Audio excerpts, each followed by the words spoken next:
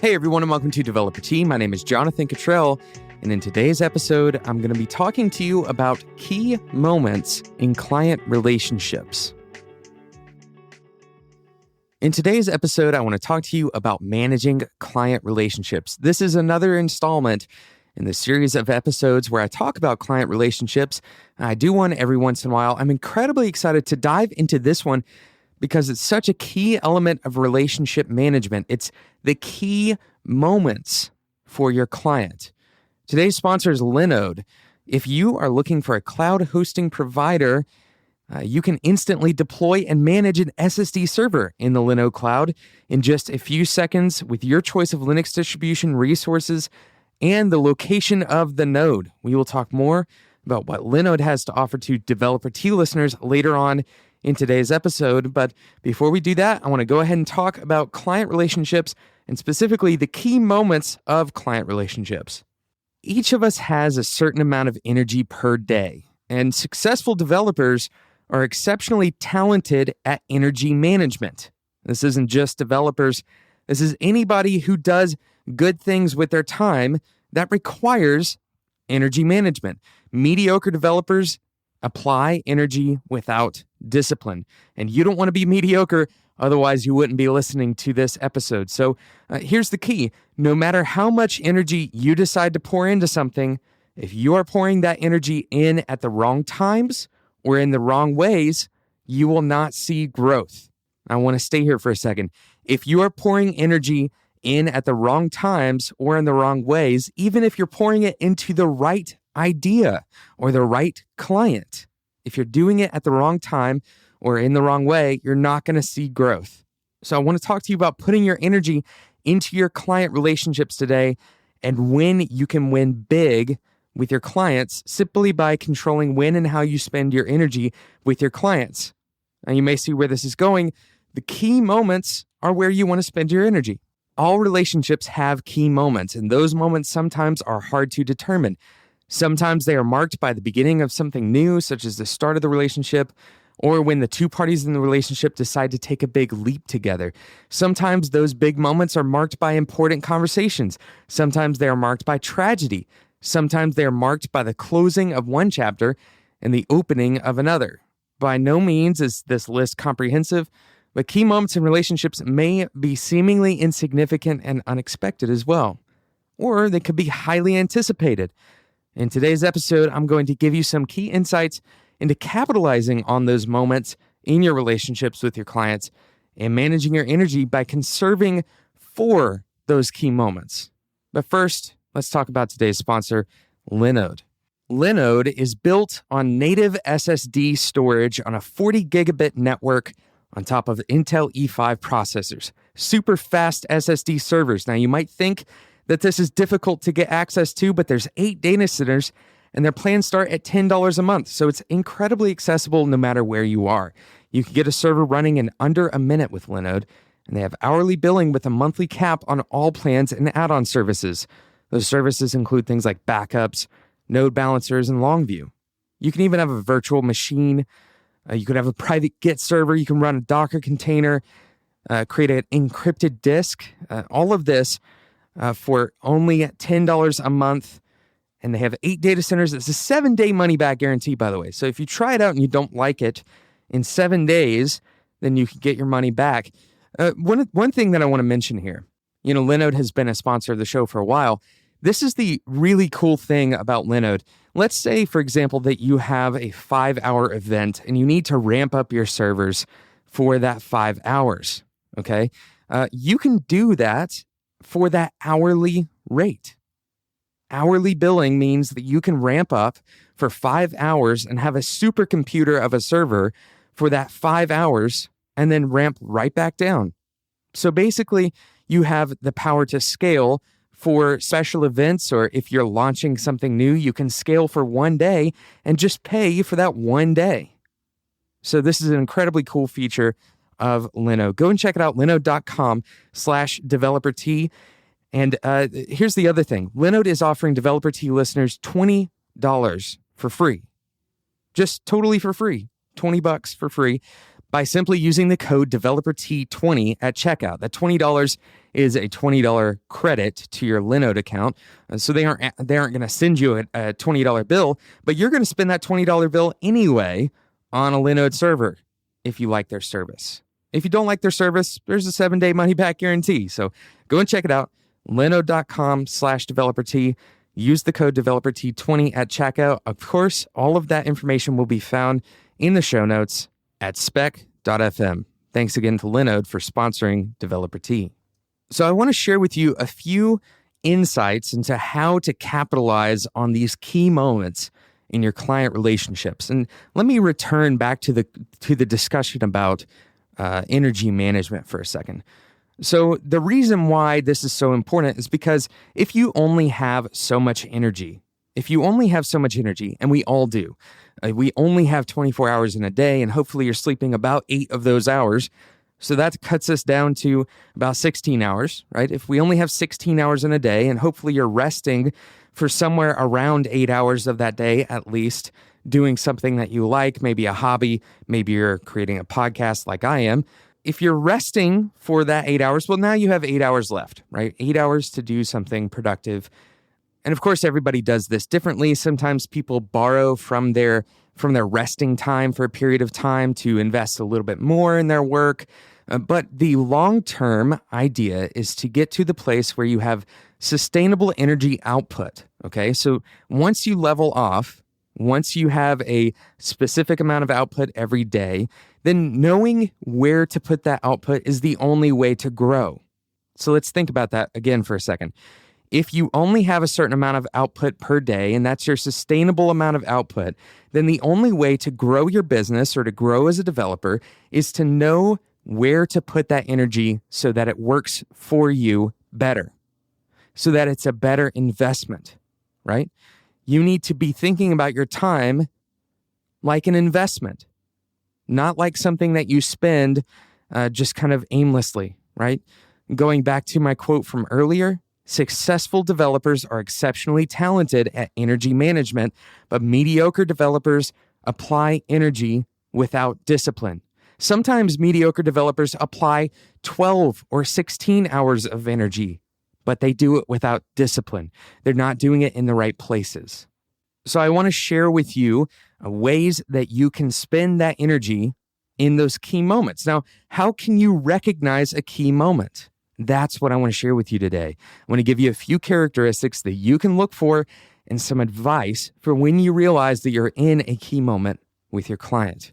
Okay, so the first characteristic is anytime there is a transition or some kind of major change for your client. Once again, anytime there is a transition or some kind of major change for your client. Think back to your childhood for a second. If you ever had to move away from the place that you were living to a new place, that was an incredibly important time to you, most likely. That's not something that you're likely to forget. You probably remember some of the things that you packed last, and you probably remember saying goodbye to your friends at that point in your life. Those kinds of major changes, whether it's an organizational or a personnel shift, a direction shift for the company, maybe an external factor that has changed, maybe an earnings report has come in for that company, these can be a significant event for the person you are working with. And it can be a source for a key moment. The best way to capitalize on these situations is to be especially present and helpful in that transition period without overstepping your boundaries. And what that looks like is letting the person know that you are available to them, being responsive to them more than you normally would be, responding a little bit quicker, letting them know that you're there to support them through the transition. This pays you back in major ways. First of all, because they see you as someone who is their advocate. If you're helping them through a transition, that is a key moment that they are going to look back to in the future and remember how much help you provided to them or how present and mindful you were of their situation. So anytime there's a transition or some kind of major change, that's the first characteristic you want to look for. Number 2, whenever there is a special date or event. Now, this may seem a little bit trite, but Think about it for a second. Humans celebrate dates. We celebrate them all together across the world, like on international holidays.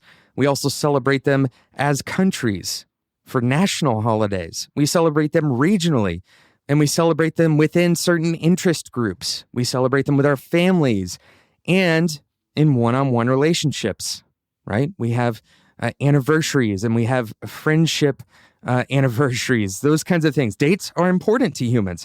And if your client mentions a date to you, especially if there is a special event on that date, it is a good idea to make that date important to you too.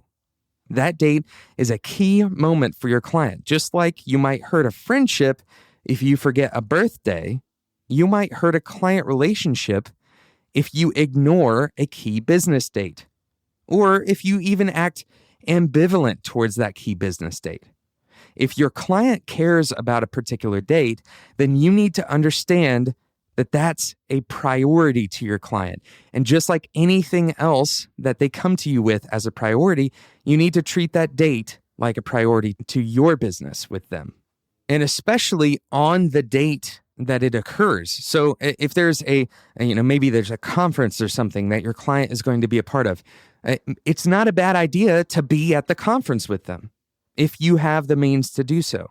By simply being present at something like that, you are showing your appreciation and that you are prioritizing what that client cares about.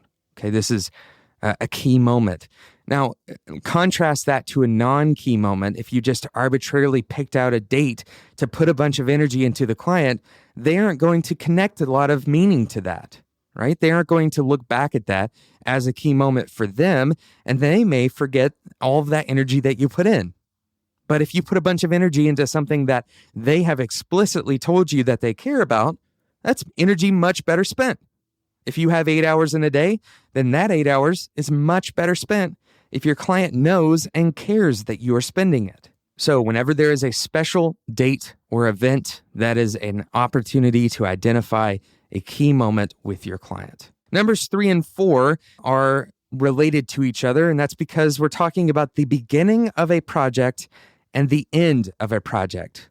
This is probably the most universal rule for client relationships in terms of key moments. These two moments are key in every single relationship, the beginning of the project and the end of a project. And that's because each of these has a major impact on the future after that particular moment. Now, let me explain what I'm talking about. The beginning of a project sets a tone for the rest of the project. The beginning of a project sets a tone for how your client views you throughout that project. It may even set the tone for how that client views you in perpetuity, during the project and after the project. But if you get the beginning of the project right, if you focus on it and spend energy in the beginning, listening to your client and making sure that you have all your ducks in a row, and we have a lot of other things to go over to explain what it means to have all of your ducks in a row. But if you put your energy and your time and your effort in at the beginning, on the front of that relationship, that's going to pay you back throughout the project. So focus on the beginning of a project. And the other side of this, the end of a project, the reason why that's important is because the end of the project has a major effect on how your client remembers the whole project, how your client views the process, how it went. There's some research on this subject that people are likely to have an opinion that reflects mostly their experience towards the end, rather than the average of their experience overall or the experience they had in the beginning. So it's important in the beginning to set up the experience so that the entire project has a overall good structure and that you're able to work well with that client, that you have open communication. But the end of a project is a key moment simply because that is what is going to stick with that client. So how can you knock the end of a project out of the park? Well, I have a simple recommendation, and that is to keep 10% of the budget in reserve. okay? Keep 10% of the budget in reserve for the last 2% of the project, okay? Think about that for a second. Give yourself the margin, the space, the time to spend extra energy at the end of a project. This is the simple concept of over-delivering, but planning to over-deliver. Planning ahead of time that you're going to spend extra energy on the last 2% of that project. What this does is twofold. One, it prepares you for avoiding and resisting the feelings of burnout on a project. And this can happen very easily. The end of the project often gets underserved because you start feeling burnout as the developer. You start getting tired of the project. It starts becoming a little bit laborious to respond to all of the continued requests. And your client is going to feel like they're bothering you if you are not ready for all of that extra work that needs to occur at the end of a project to truly knock it out of the park. And the second effect that this is going to have when you keep some time in reserve and you give yourself margin at the end of the project, your client is going to feel so much better about that final delivery because your energy was dedicated to that last bit of the project. And this is going to have a lasting effect on your client. It absolutely will change the way your client views retroactively what has happened on that project. And here's the more important part, how they think about you going forward. This is how you gain positive relationships with people, how you gain network relationships with people.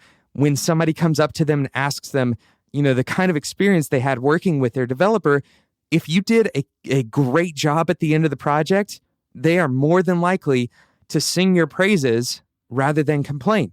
And that's exactly why this is a key moment in the relationship. So a quick recap on those 4 characteristics. Number 1, anytime there's a transition or some kind of major change, that could be a signal for a key moment in your relationship with your client. Number 2, whenever there's a special date or event. Number 3, the beginning of a project. And number 4, the end of a project. Thank you so much for listening to Developer Tea.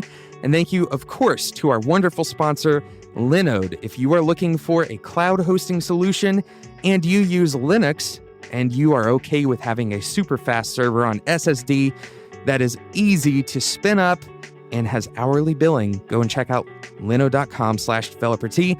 Use the code DeveloperT20 and you get $20 free worth of credit on Linode. Thank you so much to Linode. And thank you for listening to Developer Tea. If you have not yet subscribed, go ahead and take 2 minutes. It's very easy. Pull up whatever podcasting app you're using. You can subscribe on your computer, but you're probably all listening on your phones. Go ahead and pull it up and click subscribe. That way you don't miss out on future episodes of Developer Tea. If you're enjoying Developer Tea, make sure you leave a review in iTunes. This is the best way to help other developers find the show.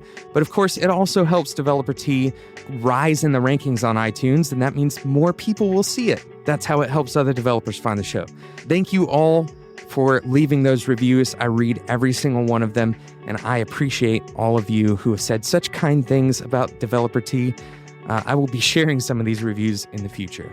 Notes from today's episode and every other episode of Developer Tea can be found at spec.fm. Thank you so much for listening, and until next time, enjoy your tea.